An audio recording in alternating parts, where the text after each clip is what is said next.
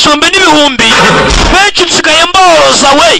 Masiri bafite ifarashi y'icyana, Sami Nyagatare afite ifarashi y'icyana, Breza afite ifarashi y'icyana, izabone ziramira n'amababa. Nizo bafite ninjye waboroje. Ndi Nyakubahwa ku ifarashi yanjye.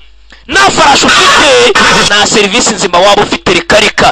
Waba ufite za miliyari, waba ugenda muri veguti ariko nta farashi, reka da.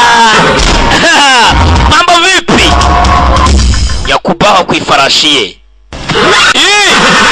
Yesu yari afite ifarashi agendaho i Yerusalemu. Barabasi cya gisambu cyari gifite ifarashi. Dawidi yari afite ifarashi agendaho.